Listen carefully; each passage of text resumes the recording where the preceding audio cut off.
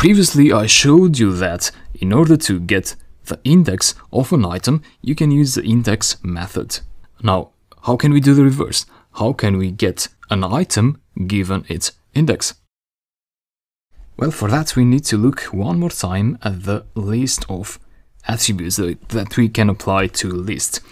And I know that we can use the underscore get item underscore method. Okay, I know.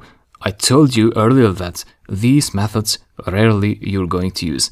And in fact, we don't need this method for what I'm going to do now. But let me explain why in just a bit. You'll understand. And this is a very secret of Python.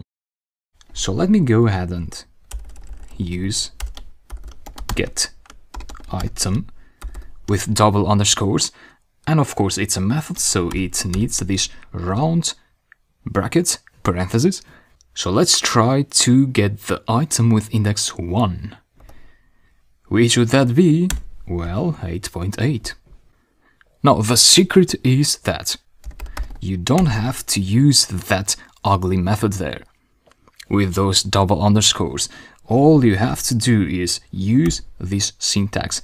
So call the variable name like that, and then add open and closing square brackets, and then inside them just enter the index, and that will give you the value, the item for that index again.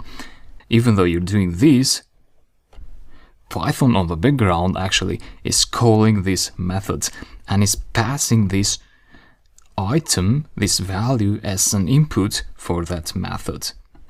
So this is actually what's going on the background, but Python lets you do it in a better fashion, like this in here.